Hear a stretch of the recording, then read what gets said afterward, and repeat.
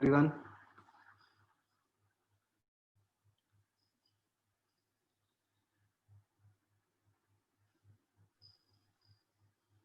मैंने सुना है अभी डांट पड़ी है ताज़ा ताज़ा।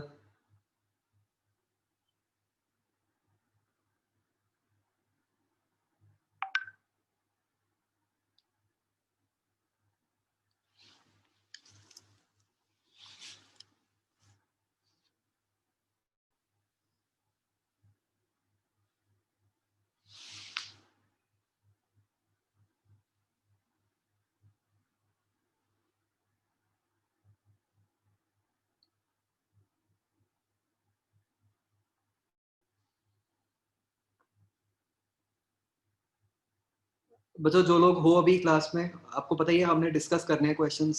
मुझे भेजो। आप में से कुछ ने तो मुझे भेजा है, कुछ ने मुझे भेजा नहीं आपका कोई अटेम्प्ट या कुछ। Send me your attempt. मैं तभी क्लास अटेंड करने दूंगा। जिन्होंने अभी तक कुछ भेजा नहीं है, आई विल अज्यूम कि आपने कुछ ट्राई नहीं किया, तो फिर you should not be attending this class.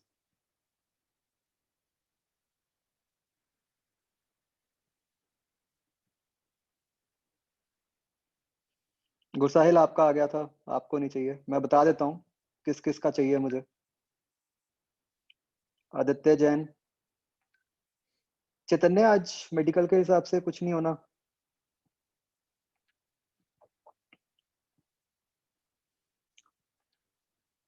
Harshal.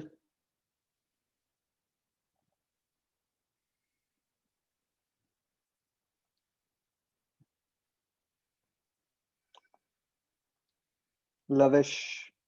दिव्यम।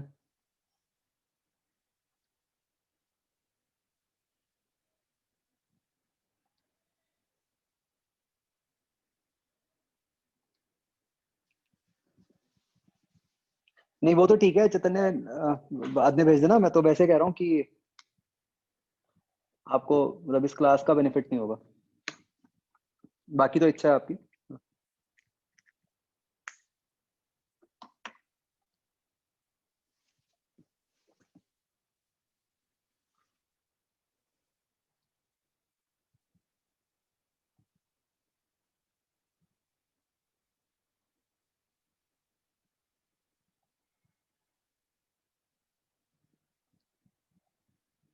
विदुषी, आपने भी कुछ नहीं भेजा।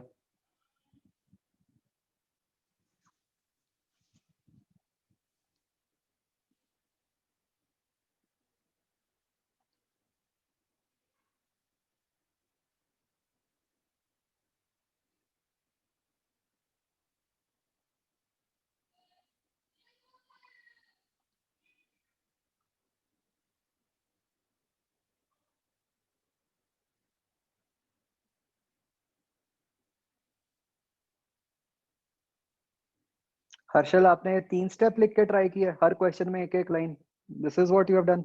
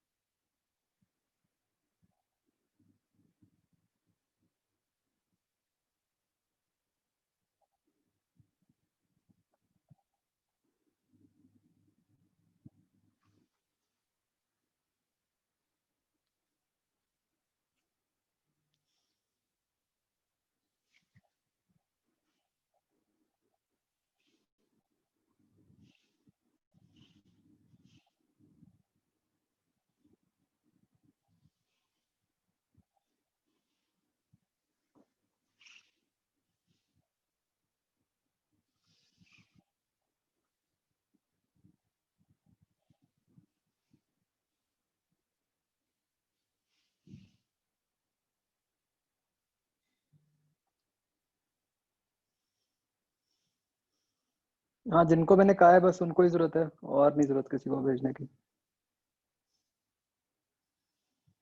हर्षल, आपने आंसर नहीं किया। आपने मुझे प्रैक्टिकली सिर्फ क्वेश्चन लिख के भेज दिया।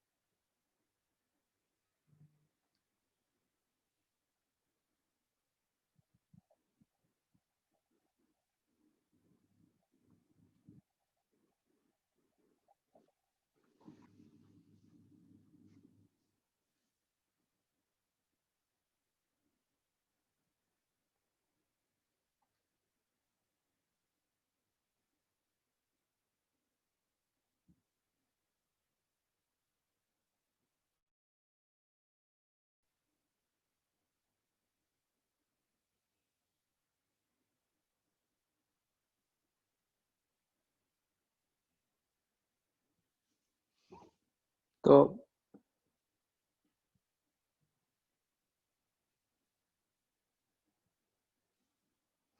हाँ जी, देखो बच्चों, इसमें एक बार अब ध्यान से सुनना कैसे हमने थॉट प्रोसेस बनाना है।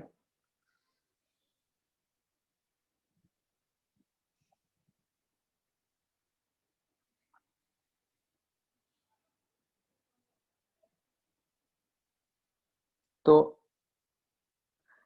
इसमें बच्चों क्या हो रहा है, देखो आपको क्या क्या सोचना है, किस तरीके से सोचना है। देखो, सबसे पहले तो हमें ये दिख रहा है कि जो हमारा सिस्टम है उसमें दो ब्लॉक्स हैं, capital M small M. Small M नीचे को आ रहा है, राइट को भी जा रहा है, कैपिटल एम जो है वो लेफ्ट की तरफ जा रहा है, राइट। और सिस्टम के ऊपर कोई एक्सटर्नल फोर्स नहीं है,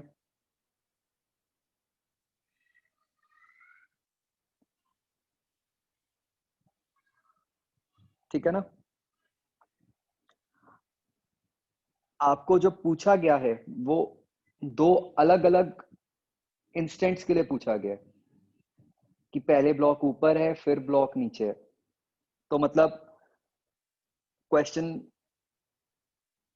एनएलएम का नहीं हुआ। एफबीडी बना के हमें कोई खास एडवांटेज नहीं मिलेगा। मतलब हमें कोई कंडीशन ऐसी ही लगानी पड़ेगी जो दो इंटरवल्स के बीच में लगाई जा सकती है, मतलब एक इंटरवल के लिए लगाई जा सकती है। तो उससे हमें हिंट मिलता है मोमेंटम का और एनर्जी का। तो हमें दिख रहा है कि ये जो कैपिटल एम और स्मॉल एम का सिस्टम है,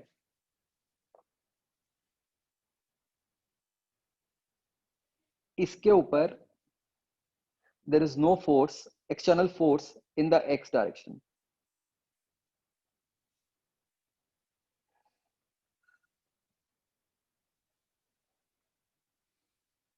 तो देयर इज नो, सिर्फ एक्स में कह सकता हूं मैं, वाई में तो हो सकता है ग्राउंड से नॉर्मल रिएक्शन आ रहा हो।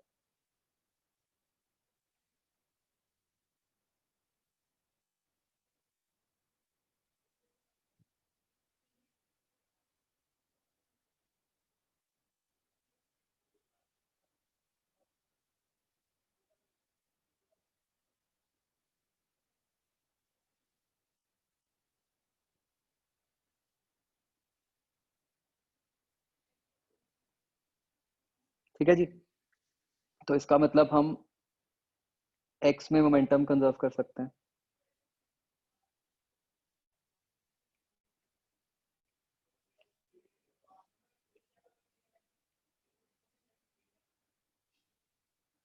तो ये जो इंस्टेंट बनेगा,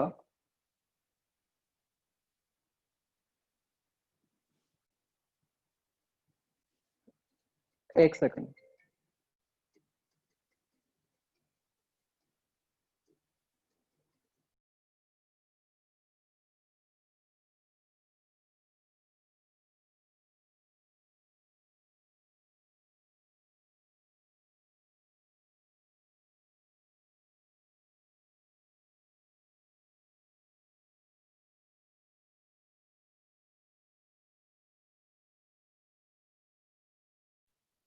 बच्चों मैं जरा 2 मिनट में आ रहा हूँ।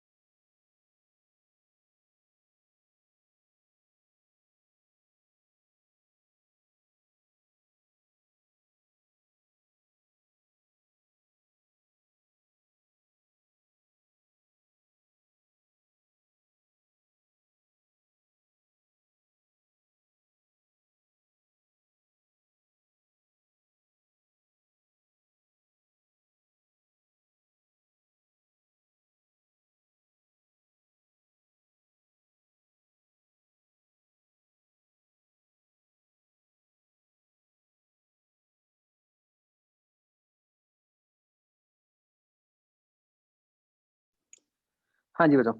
सो जो फाइनल इंस्टेंट होगा,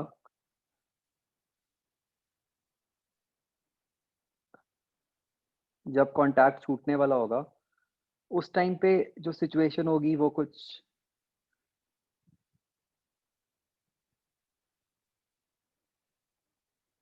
ऐसी हो जाएगी।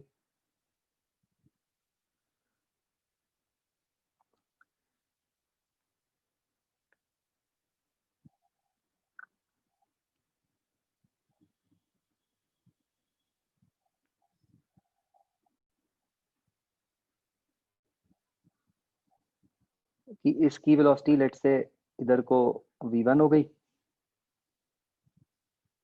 और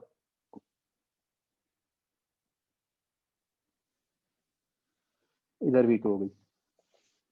तो मैंने फिलहाल एनर्जी की तो बात ही नहीं की है। हाँ, y में I can not conserve momentum, क्योंकि ये जो सिस्टम है इसके ऊपर ग्राउंड से नॉर्मल रिएक्शन तो लगी रहा है, एंड ऐसा भी नहीं है कि एनर्जी कोई एक्स वाई में नहीं होती है ना, एनर्जी तो टोटली होती है।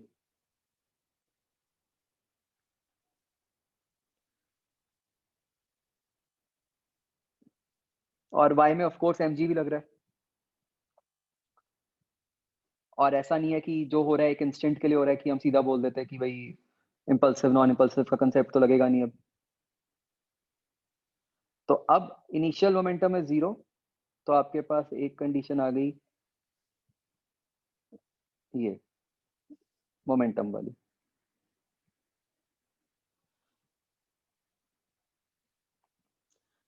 नेक्स्ट हम सोचते हैं कि क्या सिस्टम में ऐसा कुछ है जो सिस्टम की एनर्जी लॉस करवा रहा हो। कोई एक्सटर्नल फोर्स तो है नहीं,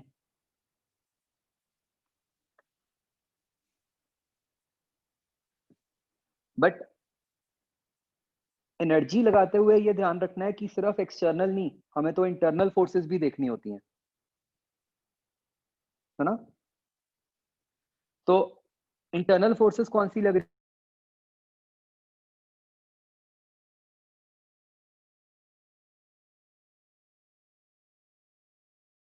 इस सिस्टम के ऊपर एक तो नीचे से नॉर्मल रिएक्शन लग रहा है, उसका तो वर्क डन 0 ही आ गया, क्योंकि उसके परपेंडिकुलर है डिस्प्लेसमेंट।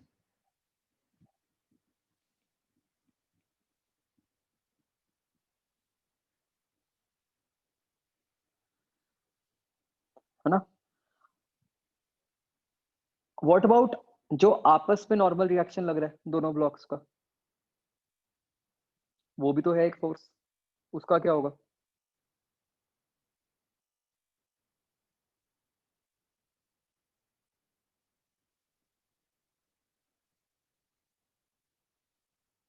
उसका मिला के वर्क डन 0 हो जाएगा।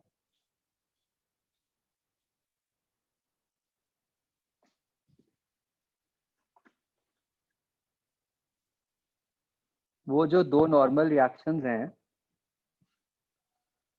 उनका मिला के वर्क डन 0 हो जाएगा, एक का 0 नहीं होगा। आप इंडिविजुअली 0 नहीं कह सकते। अगर इंडिविजुअली 0 होता फिर कैपिटल एम को मूव किसने कराया, कैपिटल एम को एनर्जी किसने दी।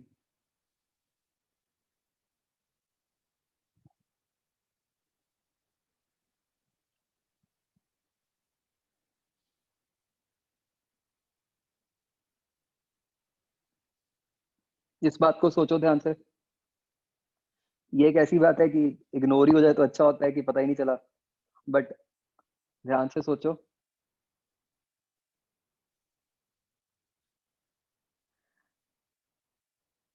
What can you say about work done bye जो आपस का नॉर्मल रिएक्शन है।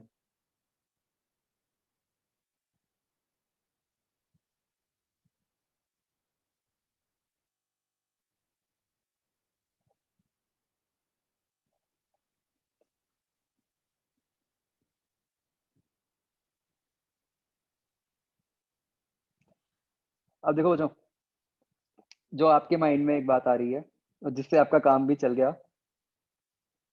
मैं एक समझ तो गया था कल जब आपके आंसर आए थे कि वही कंसिडर ही नहीं किया और बस चल गया काम। हम सीखने के लिए ना इंडिविजुअली बात करते हैं।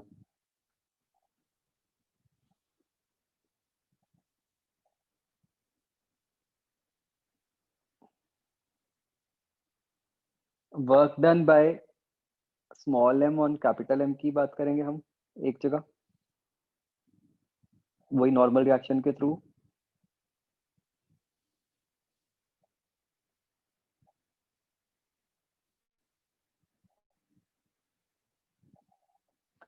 And work done by capital N on small M.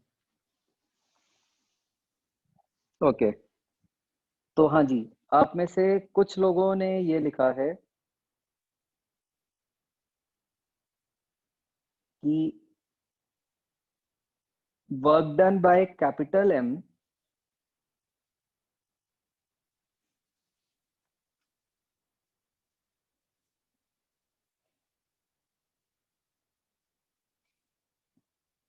On small M 0 होना चाहिए, बिकॉज स्मॉल एम की डिस्प्लेसमेंट तो परपेंडिकुलर है।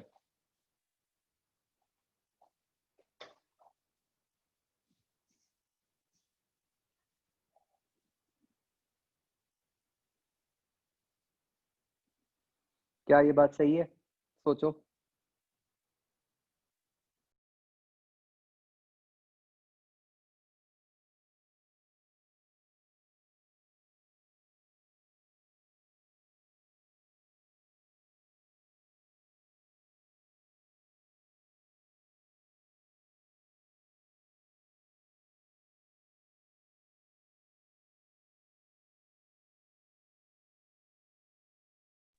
कि जो डिस्प्लेसमेंट है वो नॉर्मल रिएक्शन के परपेंडिकुलर है।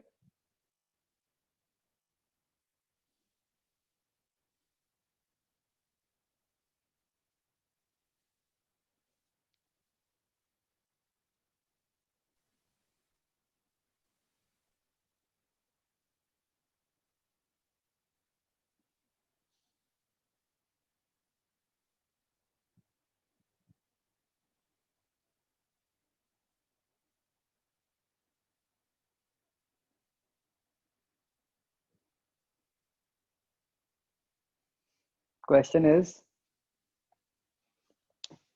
क्या स्मॉल एम की डिस्प्लेसमेंट जो उसके ऊपर नॉर्मल रिएक्शन लग रहा है उसके परपेंडिकुलर है?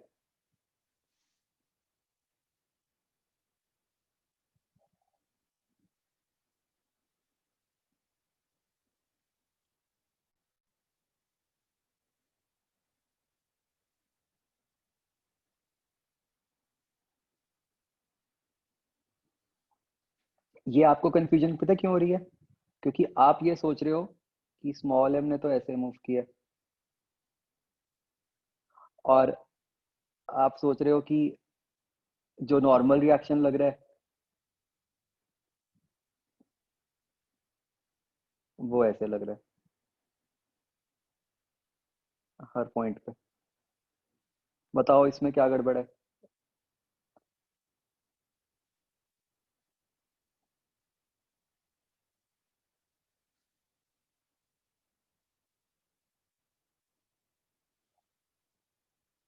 भाई ये तो रिलेटिव फ्रेम में है, ये तो कैपिटल एम के फ्रेम में आपको ऐसी मोशन दिख रही है स्मॉल एम की। अर्थ फ्रेम में थोड़ी है ये मोशन।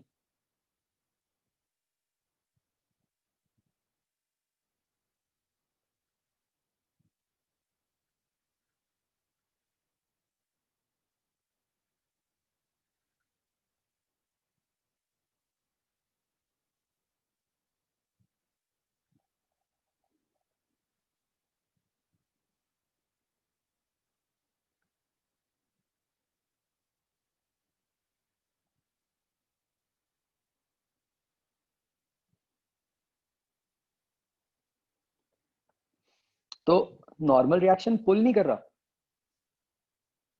लेकिन नॉर्मल रिएक्शन का जो मतलब जो स्मॉल एम की डिस्प्लेसमेंट होगी अर्थ फ्रेम में, आप वो सोच सकते हो कि वो सिर्फ ऐसे नहीं हो रही।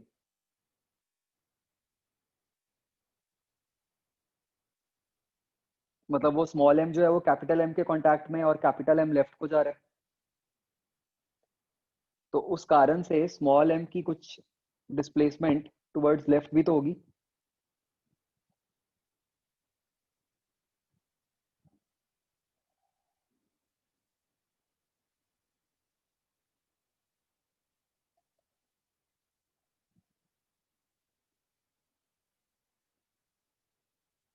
नहीं नहीं, मैंने ये नहीं कहा।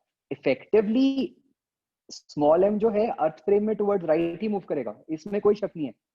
बट वो जो स्मॉल एम मूव करेगा वो आर के इक्वल नहीं मूव करेगा।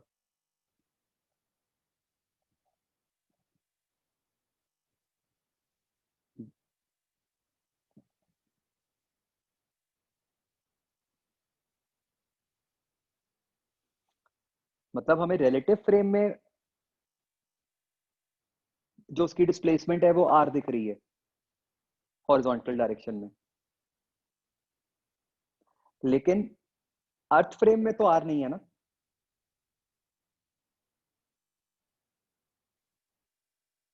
ये बात बच्चों क्लियर हो रही है?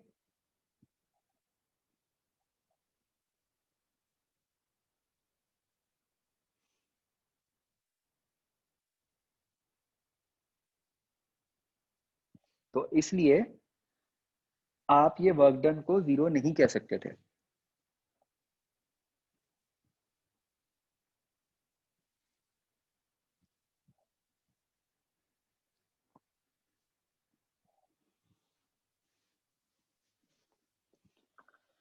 ठीक है, तो 0 तो नहीं है। अब देखते हैं थोड़ी देर में कि वो पॉजिटिव होगा या नेगेटिव होगा।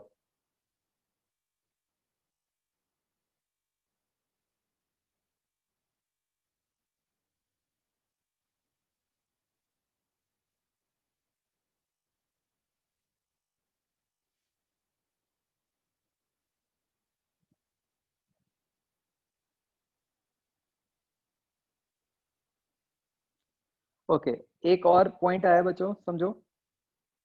आ, इस केस में नॉर्मल रिएक्शन कंजर्वेटिव हुआ या नॉन कंजर्वेटिव हुआ?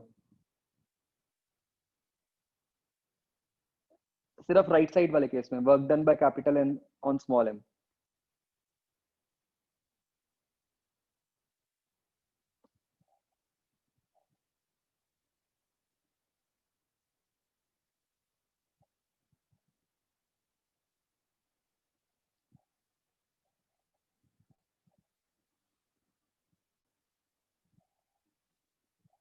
बच्चों एक बात का ध्यान रखना, आप जो आंसर दोगे, सी हमें कुछ कंडीशंस पता है 3-4 कंजर्वेटिव की। अगर तो वो सेटिस्फाई हो रही है तो आप आंसर कंजर्वेटिव दोगे, बट अगर वो सेटिस्फाई नहीं हो रही लेट से, तो आप आंसर नॉन कंजर्वेटिव नहीं दोगे, तो आप ये कहोगे we can't tell, isn't it? ये ध्यान रखना।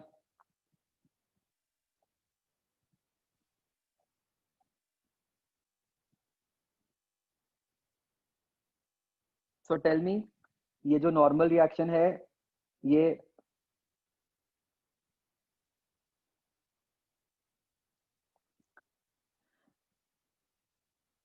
किसी लॉजिक से आप कह सकते हो कि कंजर्वेटिव होगा?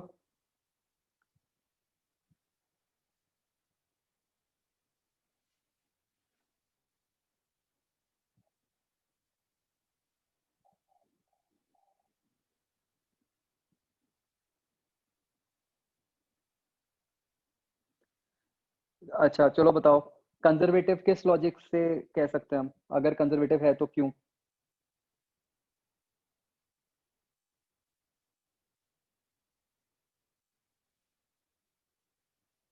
मैग्नीट्यूड तो आपको पता ही नहीं।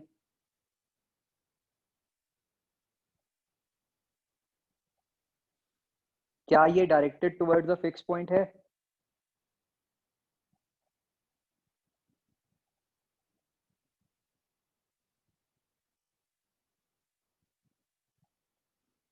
नहीं है, it is not directed towards a fix point.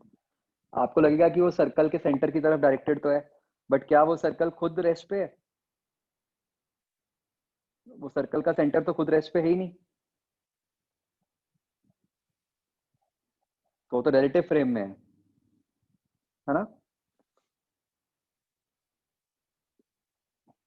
हाँ, तो रिलेटिव फ्रेम में आप कह सकते थे, रिलेटिव फ्रेम में तो आप सीधा ही कह सकते थे कि work done by normal reaction 0 है, वहां तो कोई टेंशन ही नहीं है।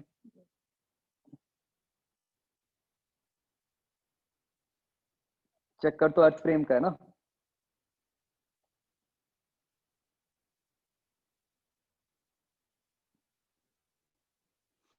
हाँ, आप रिलेटिव फ्रेम में भी लगा सकते हो वर्क एनर्जी, उसमें कोई प्रॉब्लम नहीं है, बट हम यूज नहीं करते, हम हमेशा अर्थ फ्रेम में ही करते हैं।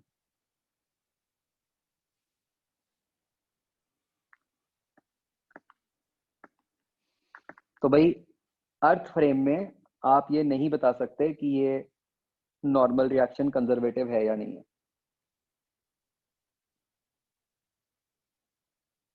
ठीक है जी।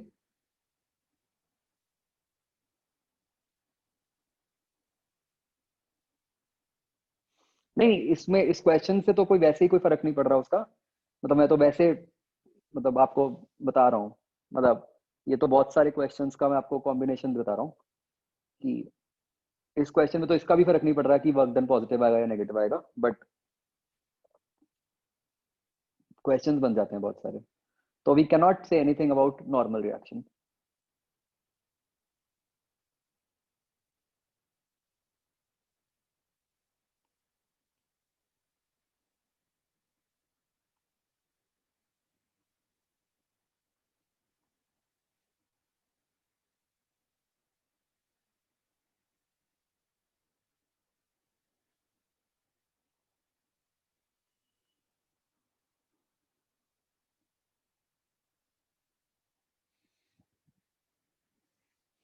ओके, तो पॉजिटिव नेगेटिव के बारे में कोई कमेंट?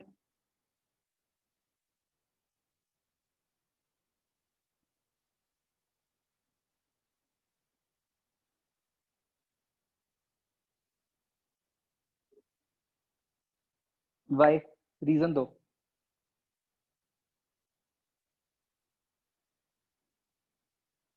जो भी आप लिख रहे हो उसका रीजन दो मुझे.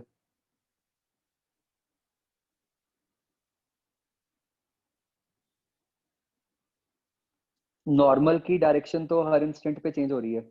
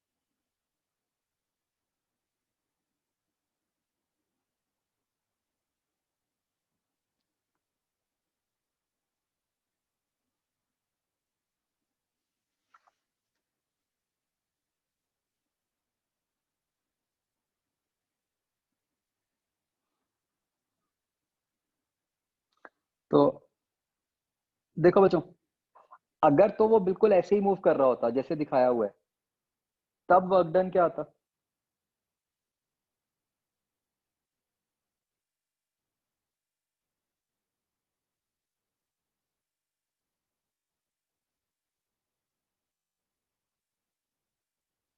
तब तो जीरो आता,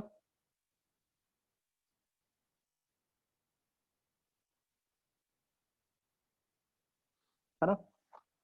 अब बच्चों, उसकी असली में डिस्प्लेसमेंट हुई कैसी होगी?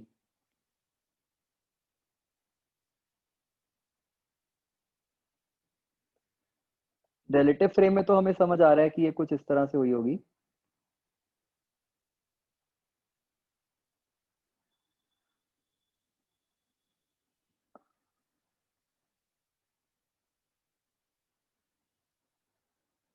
अर्थ फ्रेम में कैसी हुई होगी डिस्प्लेसमेंट?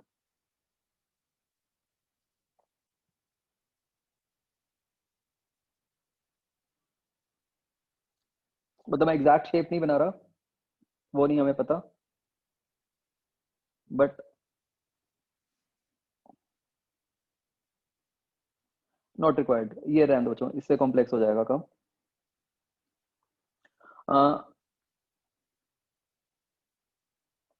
तो बच्चों राइट नाउ आप नहीं बता सकते कि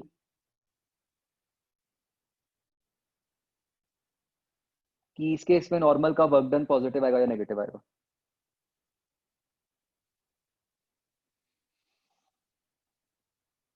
ठीक है, अब चलो बात करते हैं कैपिटल एम की. इस पे वील रिटर्न बैक, वील सी कि कैपिटल एम स्मॉल एम पे क्या वर्क डन आएगा. अगर हम कैपिटल एम की बात करें,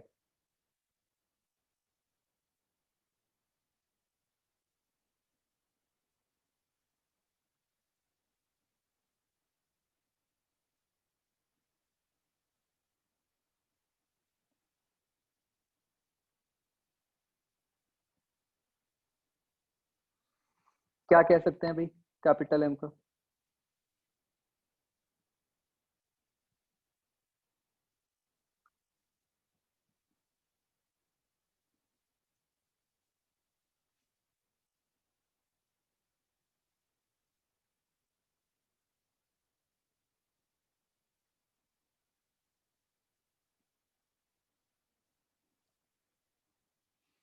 तो इस पे नॉर्मल जैसे भी है इस तरफ से लग रहा होगा,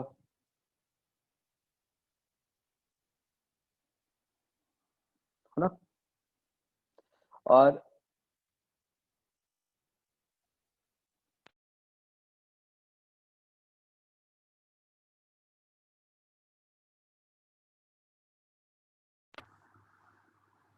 इसकी जो डिस्प्लेसमेंट है वो तो फाइनली लेफ्ट की तरफ हो ही रही है।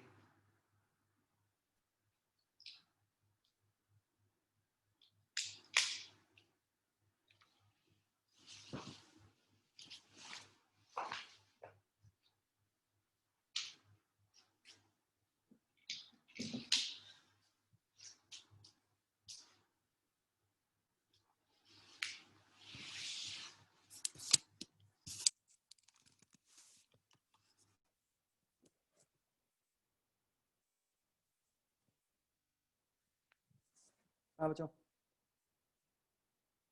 इस केस में आप क्या कह सकते हो? Work done. यहाँ तो हम पक्का ही कह सकते हैं कि वर्क डन इज पॉजिटिव, है ना? वाई? आवाज नहीं आ रही क्या मेरी?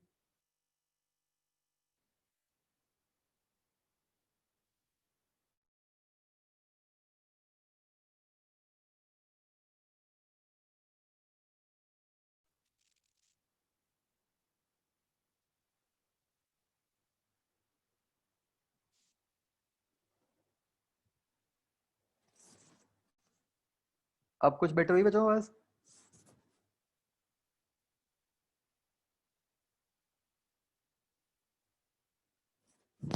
ठीक है।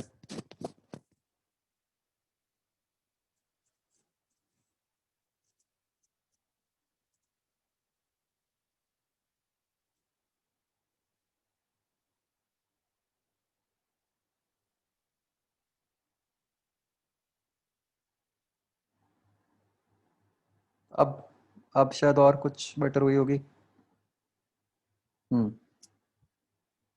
ठीक है जी। ओके, तो इस केस में तो वर्क डन पॉजिटिव है। वो आप इससे भी देख सकते थे कि जो डिस्प्लेसमेंट हो रही है वो फोर्स की डायरेक्शन में हो रही है, और वो आप इससे भी देख सकते हो कि भाई सीधी बात है कि डेल्टा के ही पॉजिटिव है। इस ब्लॉक के लिए डेल्टा के ही पॉजिटिव है और इस ब्लॉक पे और कोई तो वर्क डन कर नहीं रहा।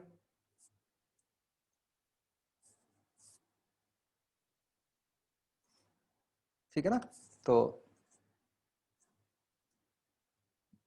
तो यहां तो पॉजिटिव आ गया।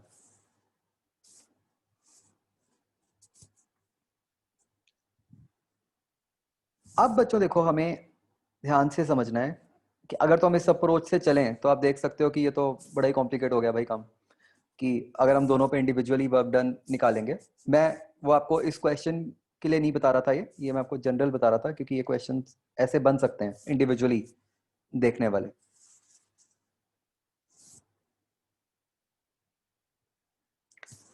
अब बच्चों क्या होगा अगर मैं कोई भी एक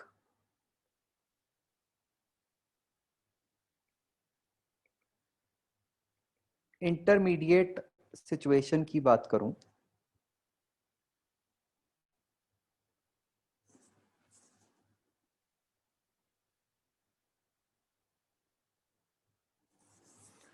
जब स्मॉल एम ऐसे है, कैपिटल एम ऐसे है, दोनों पे नॉर्मल रिएक्शंस किस तरह लग रहे होंगे?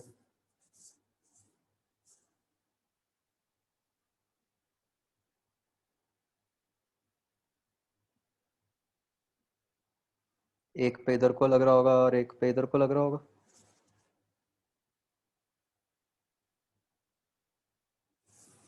Isn't it?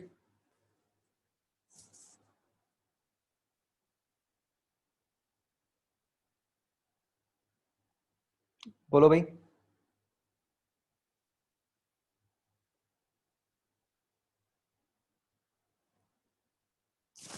अब बच्चों, हमें कांटेक्ट कंस्ट्रेंट से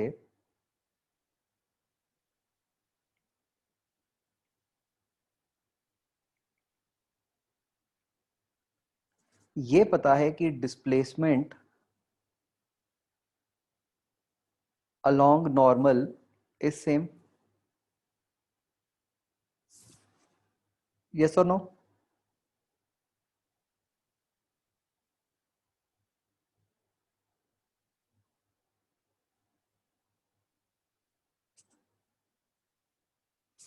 तो वो जो डिस्प्लेसमेंट है, हमें ये भी पता है कि हमारे वाले केस में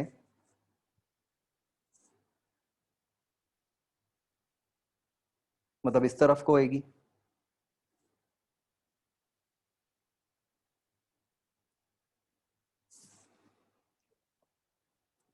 वाई सो? मैंने इधर कोई क्यों बनाया, इसके ऑपोजिट क्यों नहीं बनाया?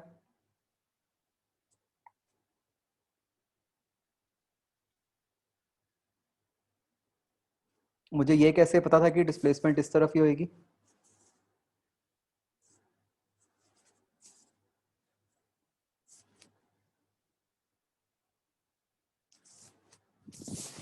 बोलो भाई।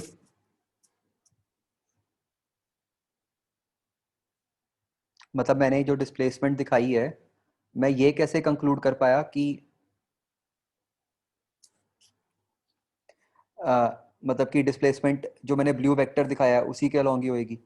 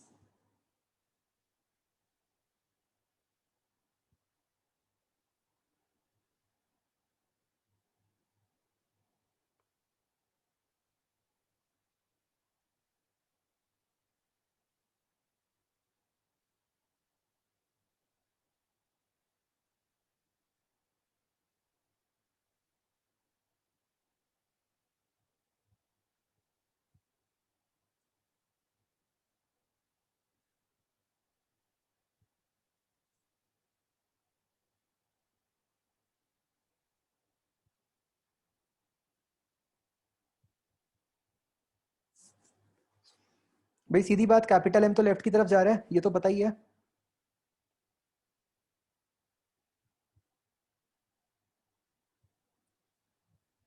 Isn't it?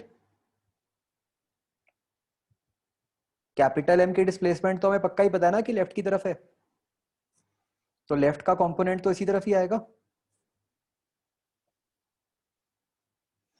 और आपको इस तरह भी पता था जो हमने ऊपर लिखा है अभी, वर्क डन पॉजिटिव है। कैपिटल एम पे वर्क डन पॉजिटिव कैसे आएगा अगर डीएस इस तरफ ही होगा?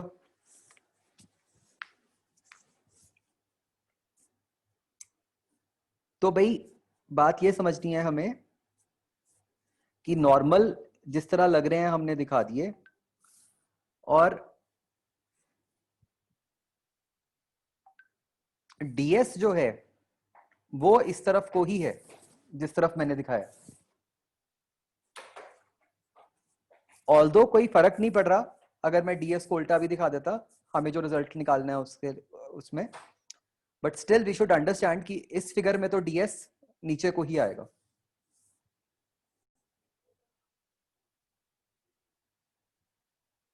नहीं, मैंने डिस्प्लेसमेंट अभी दिखाई वो वाली है जो नॉर्मल के अलोंग है, दूसरी तरफ भी होनी जो होनी होगी होएगी।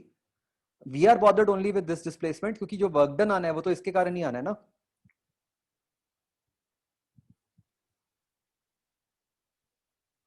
जो नॉर्मल का वर्क डन आएगा वो तो नॉर्मल के अलोंग वाली डिस्प्लेसमेंट से ही आएगा ना, और तो दूसरी से तो उसको मतलब ही नहीं है। तो ये वर्क डन क्या बन गया बच्चों? नेटवर्क।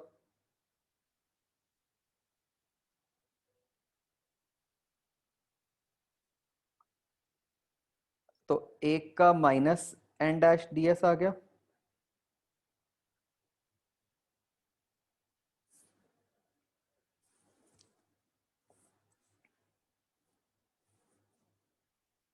तो बच्चों हमारे पास एक ये बड़ा ही इंपॉर्टेंट रिजल्ट बन गया विच इज वर्थ रिमेम्बरिंग, कि जैसे हमने देखा था कि एक सिस्टम के अंदर टेंशन का वर्क डन कर कर आके जीरो आ जाता है,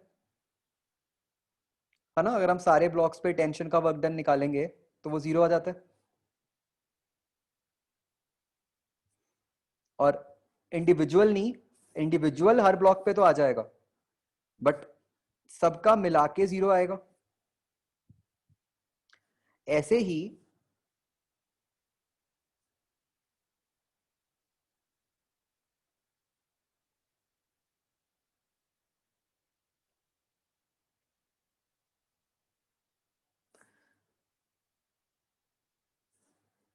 when bodies are in contact,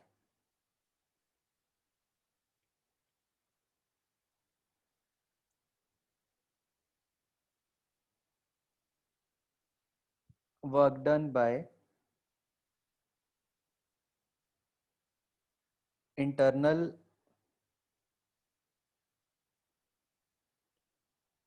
normal reaction is equal to 0.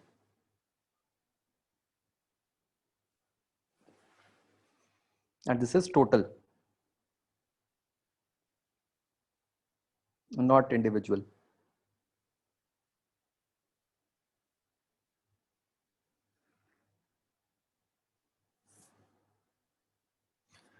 इसकी कोई एक्सेप्शन नहीं है, यही फिजिक्स की बेस्ट पार्ट है, हर जगह वैलिड है।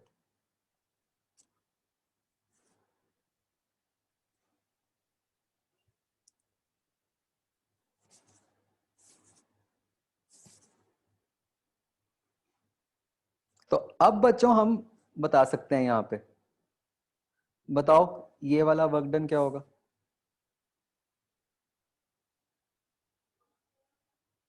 नेगेटिव, क्योंकि हमें पता है कि टोटल 0 है।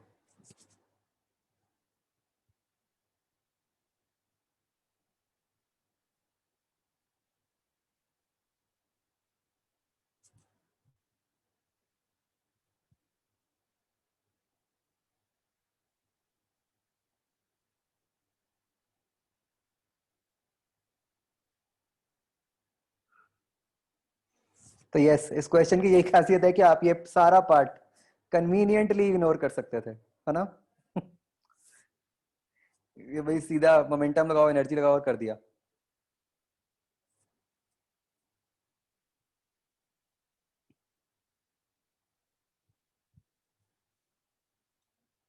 तो एक्चुअली क्या है कि आप आगे आगे देखोगे कि ना, मतलब आपको ये जो मैंने इतने सारे नीचे ये जो केसेस सब ये बना के कराया है, आपको ऐसे इंडिविजुअल क्वेश्चंस पूछे जाएंगे, मतलब कि भाई बताओ किस पे वर्क डन पॉजिटिव है, किस पे नेगेटिव है, तो तब इसकी जरूरत पड़ेगी।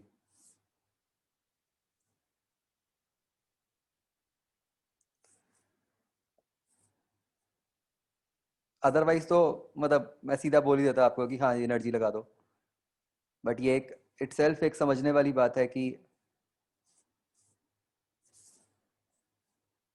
आ, मतलब ये क्यों आया ये सारा कुछ, और कैसे आप देखो पिछला वाला कॉन्टैक्ट ये रिलेशन जो था कि भाई कॉन्टैक्ट कंस्ट्रेंट है, वो अपने आप यहाँ पे इस तरह से यूज हो गया कि उस कारण से वर्क डन 0 आ गया नॉर्मल का।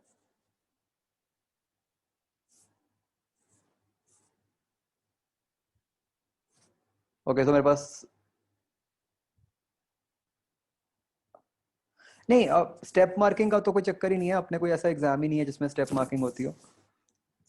आप ओलंपियाड में भी अगर सीधा लिखा होगे कि हाँ work done by normal is 0, चल जाएगा काम।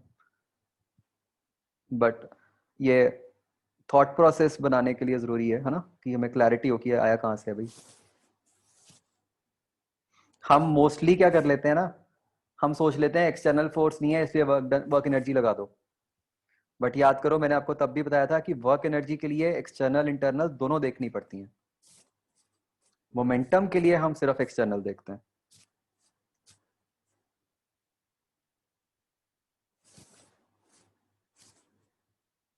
ओके, तो मेरे पास दो क्वेश्चन थे, क्या हम इसको एनएलएम से इंटीग्रेशन करके कर सकते थे? बिल्कुल कर सकते थे, बट वो इतना कॉम्प्लेक्स हो जाता है कि आपसे होगा ही नहीं। And this is exactly Y हमने ये टूल्स बनाए हैं मोमेंटम और एनर्जी वाले।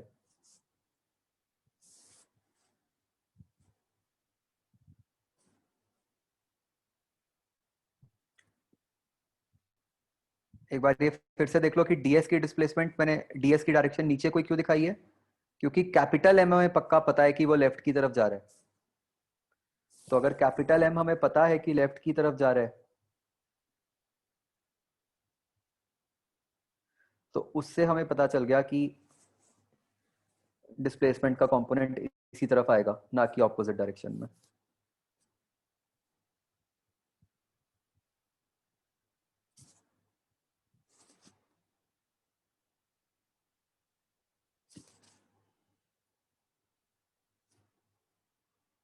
हाँ जी, क्लियर हो गया। तो नाउ विद ऑल दिस कहानी, नाउ वी कैन से कि yes we can conserve energy.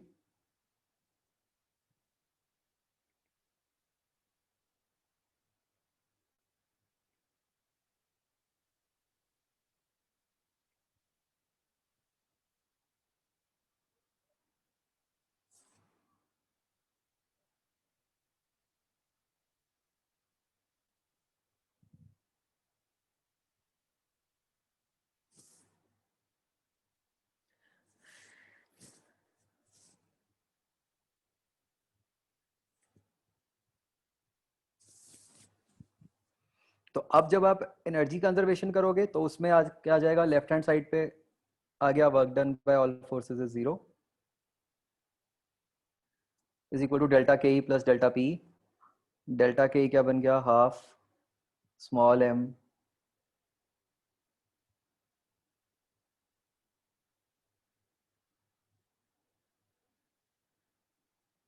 V1 square plus half capital M V2 square minus small m g r, right. तो ये आपके पास दो इक्वेशंस बन गई, इनको सॉल्व करके यू कैन फाइंड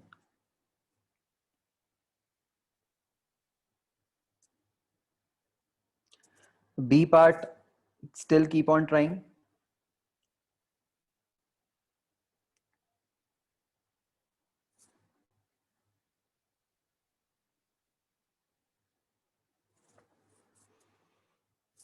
ठीक है, क्लियर हो गया।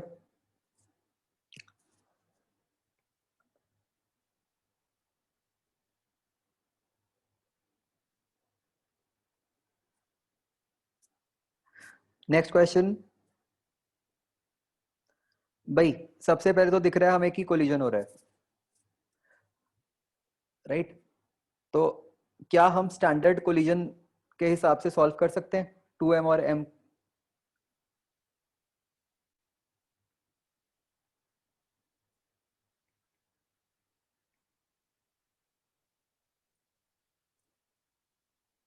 वाई और वाई नॉट बताओ।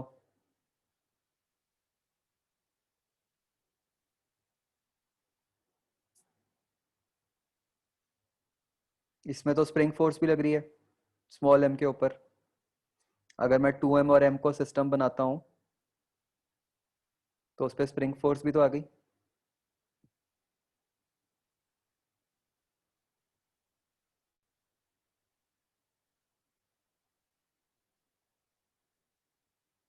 तो वही है मेरा क्वेश्चन कि फिर हम मोमेंटम कैसे कंजर्व कर सकते हैं अगर स्प्रिंग फोर्स लग रही है।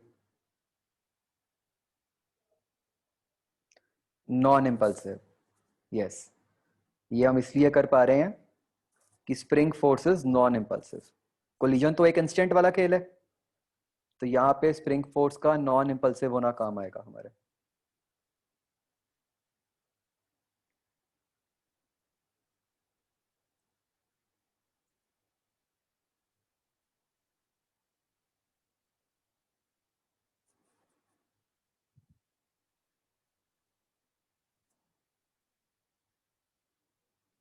ठीक है जी।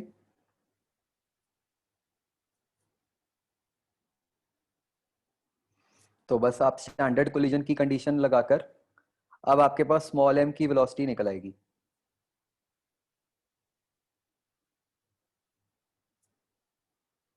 तो उसके बाद जो आपके पास अरेंजमेंट बन गया,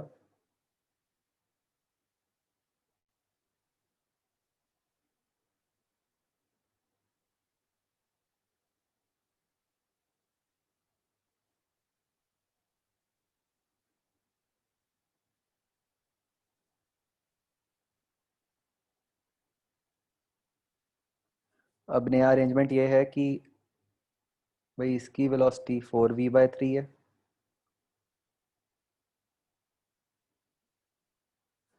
अब ये है अरेंजमेंट। ठीक है, तो बेसिकली आपका क्वेश्चन सिर्फ इतना भी हो सकता था कि आपको कहा जाता है कि भाई दो ब्लॉक्स हैं, कनेक्टेड है, और हमने एक ब्लॉक को कुछ वेलोसिटी दे दी, तो बताओ क्या हो रहा है। तो ये एक्स्ट्रा हमने ऐड कर दिया, अभी चल कोलिजन भी कर लो। अब इसमें बच्चों क्या है, भाई स्प्रिंग की कंप्रेशन निकालनी है। अब इसमें क्या हुआ कि आप में से कई लोगों ने ये सोच लिया कि आ, एक तो हम ये देख सकते हैं कि अब ये जो हमारा सिस्टम बन रहा है, इसके ऊपर कोई एक्सटर्नल फोर्स नहीं है,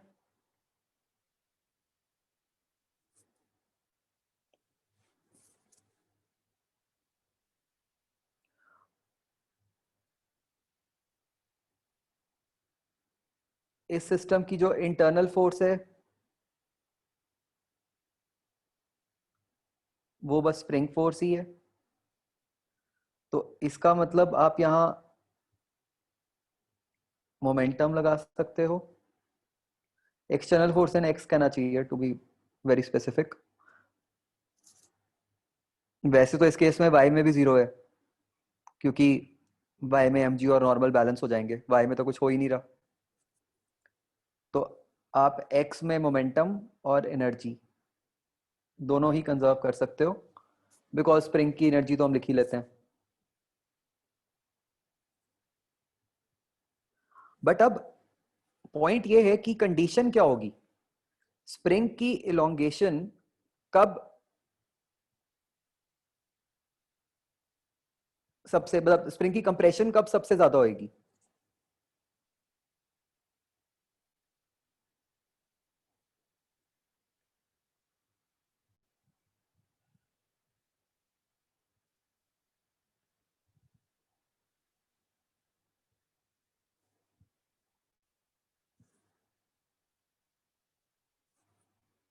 तो ये बच्चों तब होगी जब इनकी आपस की रिलेटिव वेलोसिटी जीरो होगी। ऐसा क्यों?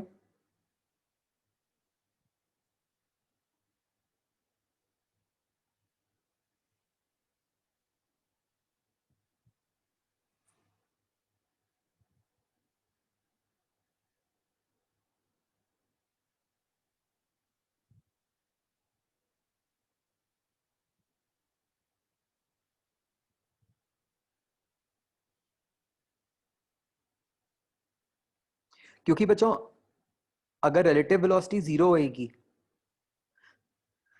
तभी ऐसा होगा ना कि भाई एक ब्लॉक के हिसाब से दूसरा ब्लॉक मूव नहीं कर रहा, और अगर दूसरा ब्लॉक मूव नहीं कर रहा तो उसी टाइम पे ही कंप्रेशन को मैक्सिमम वही होना पड़ेगा या मिनिमम भी बच्चों, दोनों ही कंडीशंस के लिए ये सही है।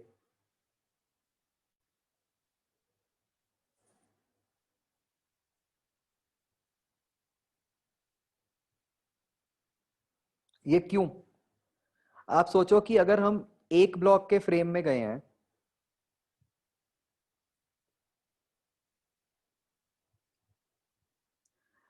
उसके फ्रेम में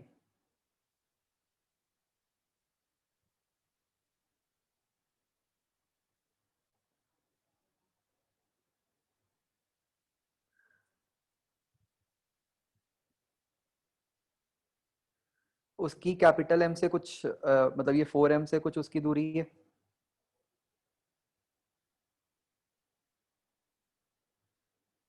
let's call it x rel to be very specific.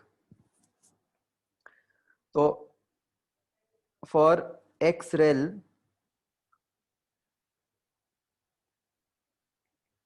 To be max और मिन, उसका डेरिवेटिव जीरो होना चाहिए, जीरो होना चाहिए, राइट। डेरिवेटिव जीरो मतलब what is D by D T of x rel? वीरल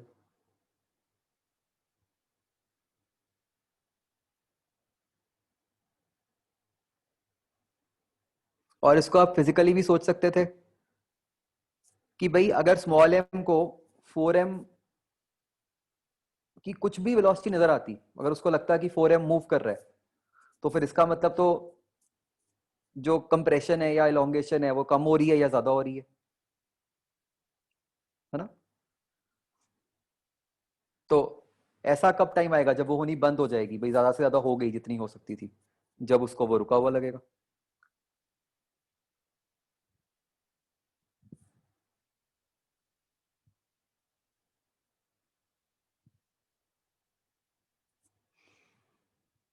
तो ये भी कंडीशन बच्चों वर्थ रिमेम्बरिंग है कि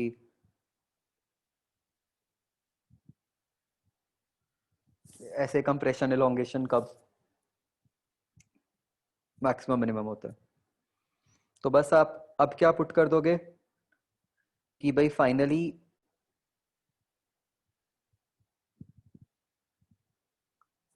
जो दोनों की वेलोसिटी है वो लेट्स से कुछ u होगी। तो अब आप फाइनल वेलोसिटी सेम मान के momentum as well as energy दोनों कंजर्व कर दो।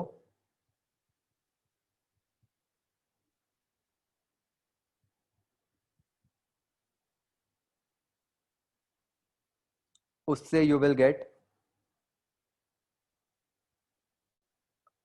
जो फाइनल आंसर आता है आपका,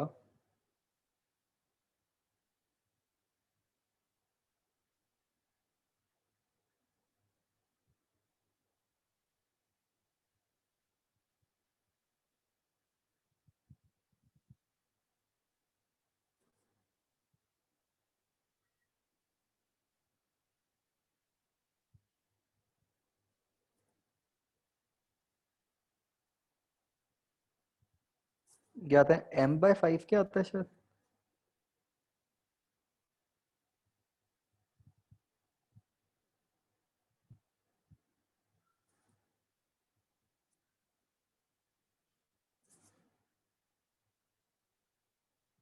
अच्छा 8/3 आएगा बाहर।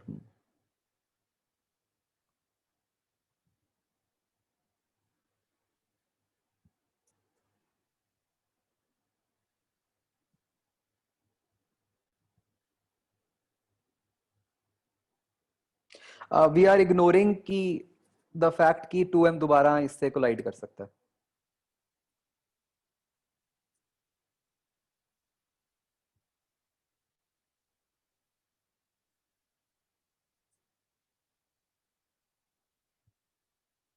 ठीक है, ये उसको इग्नोर करके आ रहा है।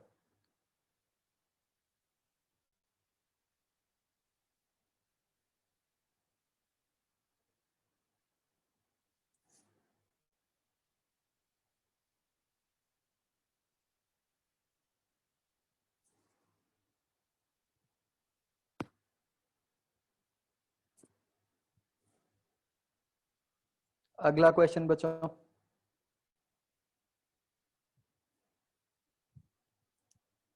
तो अब इतना कुछ समझने के बाद, सीखने के बाद, अब इस क्वेश्चन में हमें ये तो समझ आ रहा है सीधा कि भाई सिस्टम में स्मॉल m और 3m आ जाएंगे।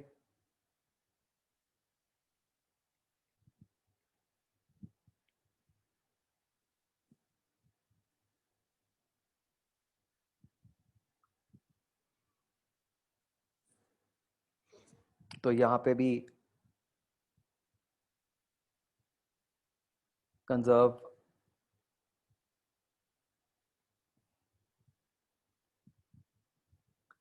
Momentum in x and you can conserve energy, क्योंकि अब हमने निकाल लिया कि भाई नॉर्मल का तो कुछ होता नहीं वर्क डन। बट अब कंडीशन क्या होएगी जो दी हुई है कि 3m की मैक्सिमम वेलोसिटी हो, उसकी क्या कंडीशन होएगी?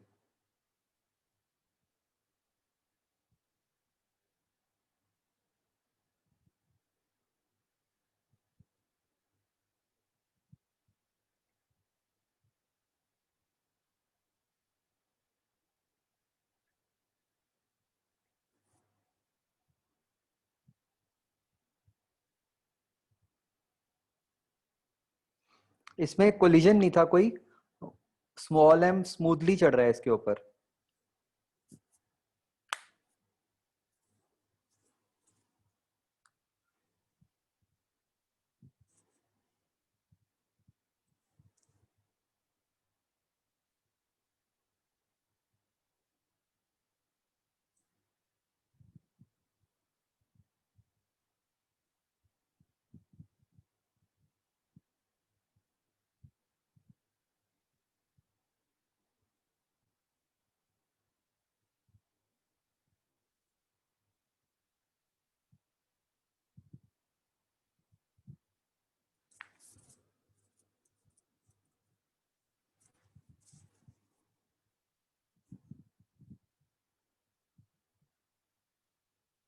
बताओ भाई।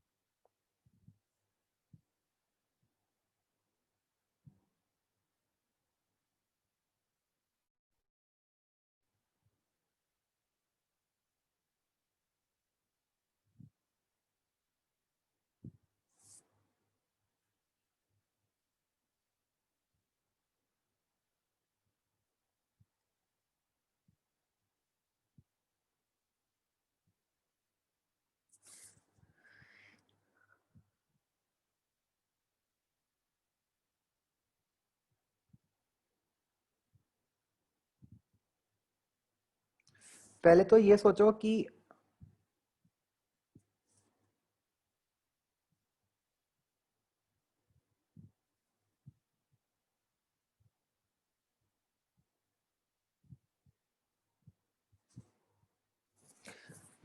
स्मॉल एम कब तक 3m की वेलोसिटी बढ़ा रहा है?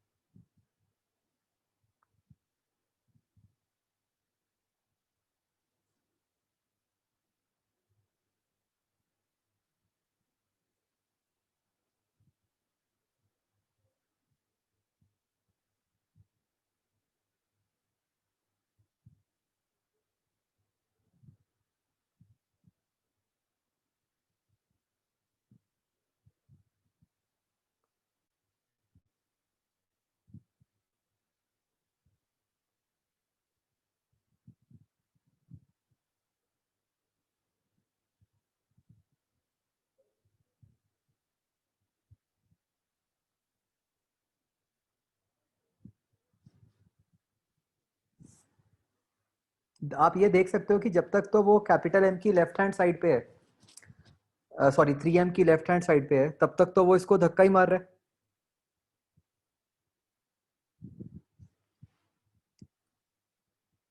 तो वो उसकी स्पीड बढ़ा रहा है। तो मतलब जब तक वो उसकी टॉप पे पहुंचेगा तब तक वो 3m की स्पीड बढ़ा रहा है, ठीक है ना? तो बच्चों अगेन हम सोच कैसे रहे हैं कि भाई हाँ मोमेंटम की कंडीशन हो गई, एनर्जी की कंडीशन है, ये तो पता है, बट और फर्दर क्या कंडीशन लगाएं जिससे कि हम कह पाए कि हाँ भाई 3m की स्पीड मैक्सिमम होगी? तो ये बात तो समझ आ गई कि it has got to do something with small m reaching the top. अब हम फर्दर सोचते हैं, क्या ऐसा हो सकता है कि स्मॉल एम ऊपर पहुंच के हम ये कहें कि और आगे निकल जाए, मतलब इस हिल को पार ही कर दे?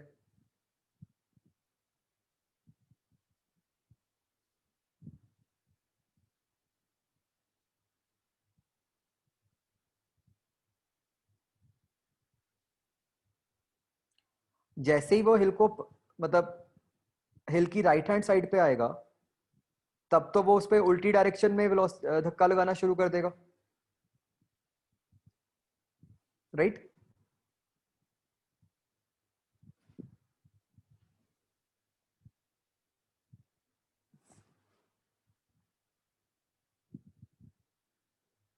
तो तब तो स्पीड कम होनी शुरू हो जाएगी। तो इसका मतलब स्मॉल एम के लिए हम ये नहीं चाहते कि वो मतलब टॉप को क्रॉस करके आगे को भी जाए, हम यही चाहते हैं कि वो टॉप तक जाए। अब और क्या पॉसिबिलिटीज हो सकती हैं, सोचो।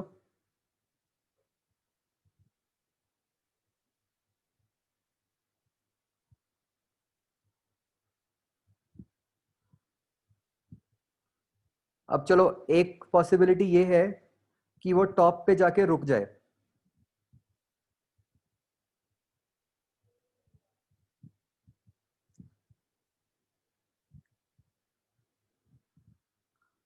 एक ऑप्शन ये भी सोच सकते हैं कि वो टॉप पे जाके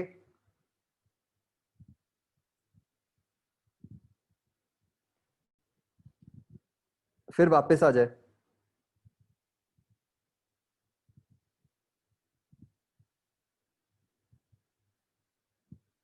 जब आप कहते हो रुक जाए, तो आप किस तरह कह रहे हो, अर्थ फ्रेम या रिलेटिवली?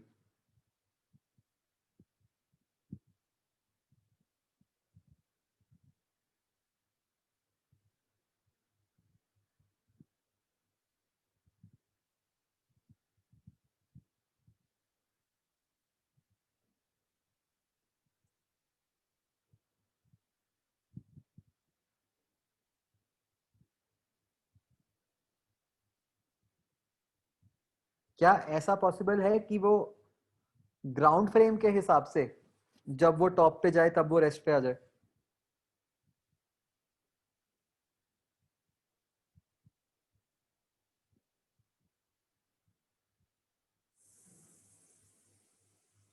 इस बात को सोचो बच्चों।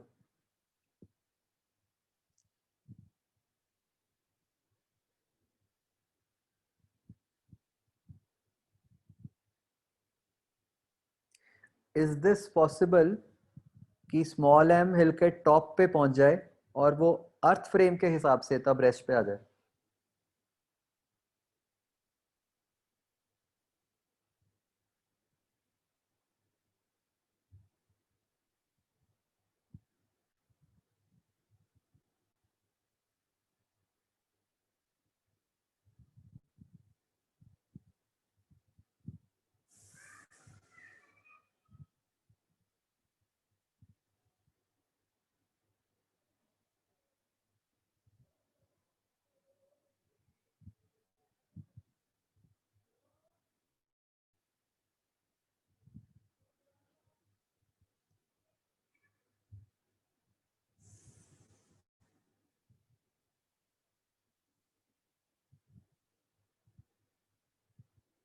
मतलब यहां कोई कोलिजन तो हो नहीं रहा, तो क्या ये पॉसिबल है कि भाई स्मॉल एम ने 3m को तो वेलोसिटी दे दी और वो खुद रुक गया?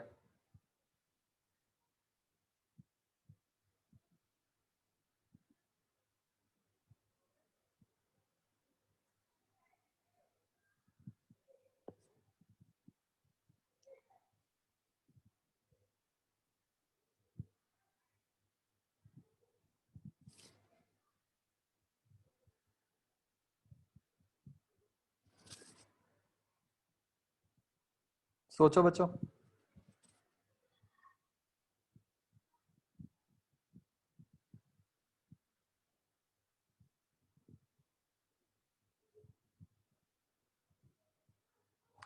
एक तो बच्चों आपने इस क्वेश्चन को मैथमेटिकली करना है, ठीक है?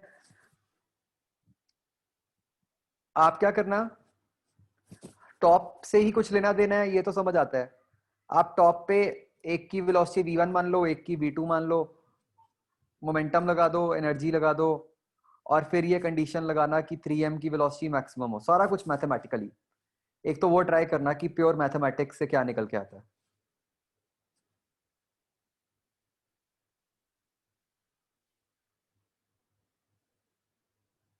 ठीक है, हम अभी जो सोचना चाह रहे हैं वो है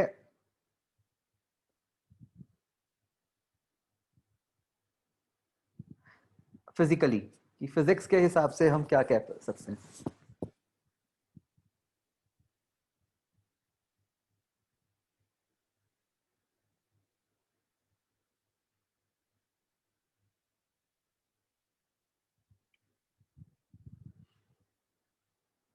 तो बच्चों आप सोचो, ये पॉसिबल नहीं है कि स्मॉल एम हिल की टॉप पे पहुंच जाए और वो रेस्ट पे हो और जो हिल है वो राइट की तरफ जा रहा हो।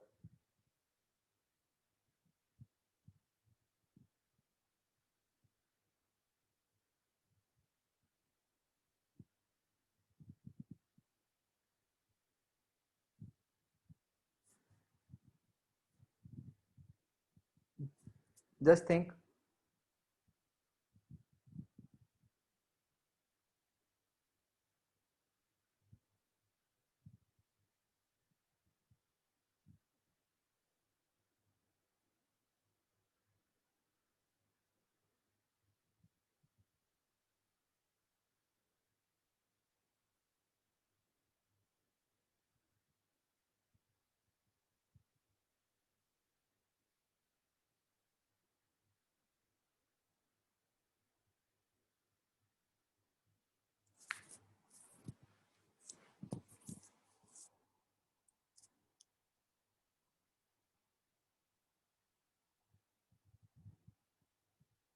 तो फिर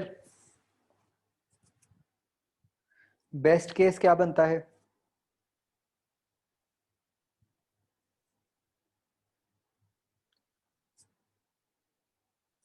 कि वो उसके टॉप पे जाए,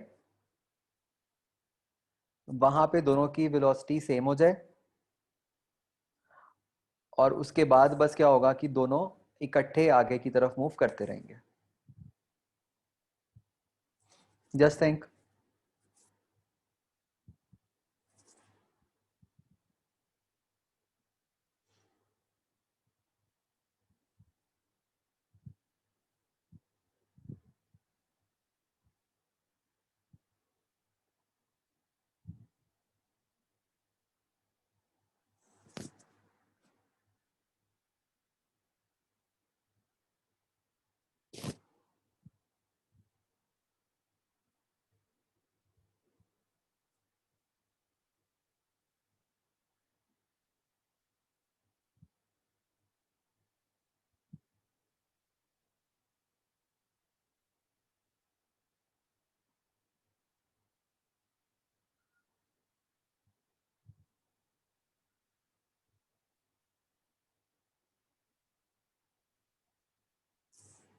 तो relatively it will not slide further small M, मतलब अर्थ फ्रेम में हमें यह दिखेगा कि दोनों इकट्ठे मूव कर रहे हैं, स्मॉल एम और 3m। बताओ भाई।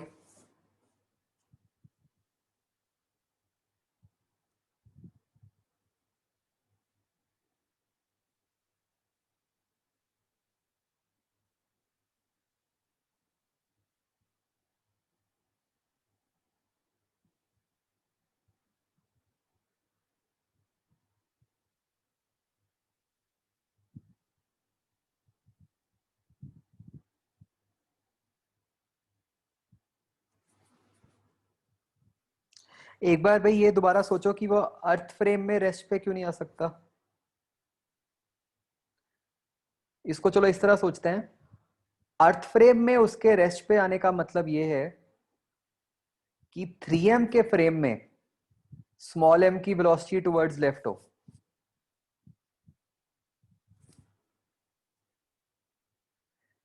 क्या 3m के फ्रेम में, मान लो हिल रेस्ट पे है, क्या ऐसा हो सकता है कि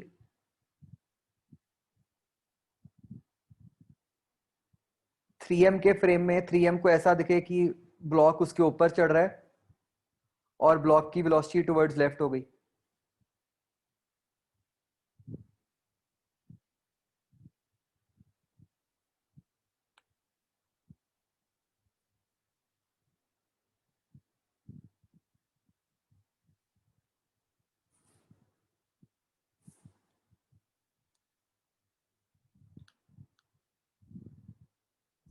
पॉसिबल नहीं है ना?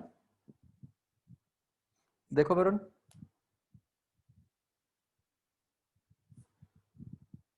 ओके, तो इसमें क्या कंडीशन बन जाएगी कि वो टॉप पे पहुंच के दोनों की रिलेटिव वेलोसिटी सेम हो जाए। तो अगर आप ध्यान से ये वाला क्वेश्चन देखो और इससे ऊपर वाला क्वेश्चन देखो,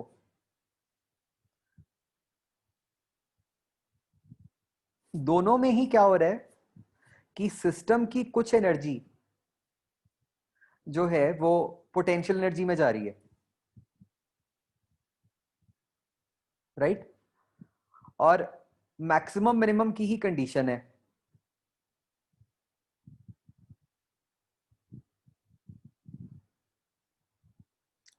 तो और वो इवेंचुअली वो सिमिलर ही बन गई, मतलब ऊपर भी यही बनी कि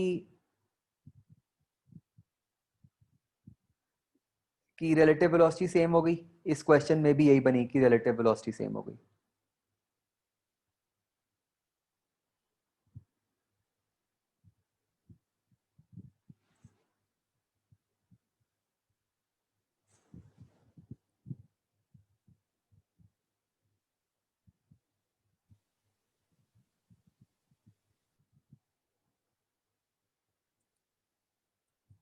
हुआ क्लियर बच्चों?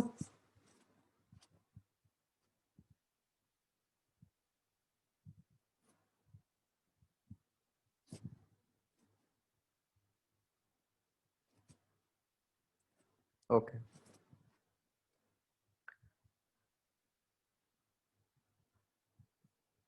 चलो मैं आपको आज ना क्वेश्चंस भेजूंगा,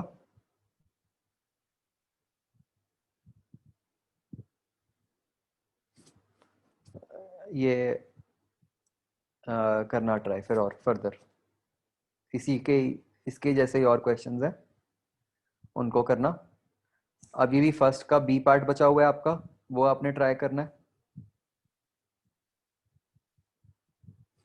और एक इस क्वेश्चन को प्योर मैथमेटिकली करके देखना, थर्ड वाले को।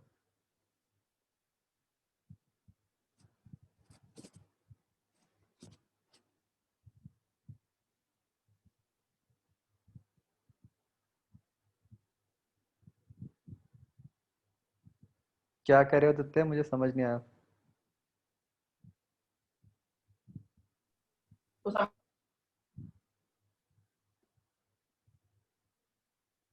मतलब आप मैथमेटिकली भी जब करोगे ना तो आप ये कंडीशन निकाल पाओगे कि भाई 3m की वेलोसिटी मैक्सिमम तब होएगी जब स्मॉल m 3m की सेम हो जाएगी वेलोसिटी।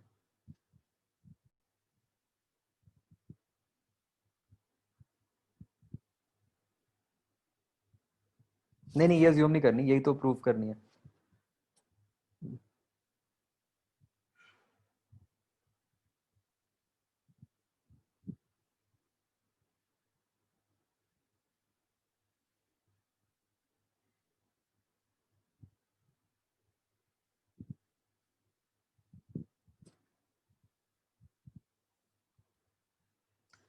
चलो ठीक है बच्चों, ओके, बाय।